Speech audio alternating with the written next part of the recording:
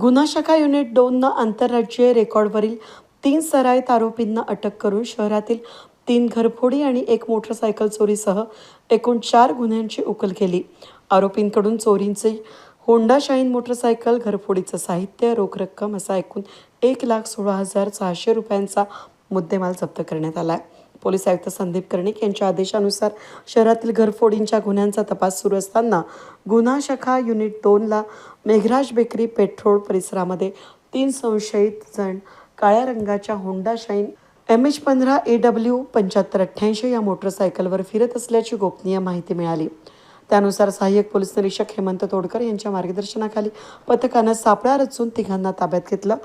आरोपींमध्ये अटक केलेल्याचं नाव दर्शन सिंग धरमसिंग शेख, राहणार अक्कलकुवा नंदुरबार, शमशेर सिंग रणजित सिंग शिकलीकर, राहणार वडोदरा गुजरात आणि बहादूर सिंग ओमकार सिंग शिकलीकर, राहणार बुरहाणपूर मध्य प्रदेश यांचा समावेश आहे. कसून चौकशी केली तर आरोपींनी घरफोडी आणि मोटरसायकल चोरीचे गुन्हे केल्याची कबुली दिली. त्यानंतर म्हसरूळ पोलीस ठाण्यामध्ये एका मोटरसायकल चोर, त्याचबरोबर पंचवटी उपनगर आणि मुंबई नाका पोलीस ठाण्यातील प्रत्येकी 1 घरफोडी असे एकूण 4 गुन्हे उघडकीस आले.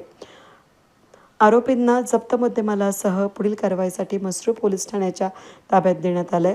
ही कारवाई पोलीस आयुक्त संदीप कर्णिक, पोलीस उपायुक्त गुन्हा शाखा किरण कुमार चव्हाण आणि सहाय्यक पोलीस आयुक्त गुन्हा शाखा संदीप मिटके यांच्या मार्गदर्शनाखाली गुन्हा शाखा युनिट 2चे प्रभारी सहाय्यक पोलीस निरीक्षक हेमंत तोडकर, पोलीस उपनिरीक्षक डॉक्टर समाधान हिरे, संजय सानप, सहाय्यक पोलीस उपनिरीक्षक शंकर काळे यांच्या पथकानं केली.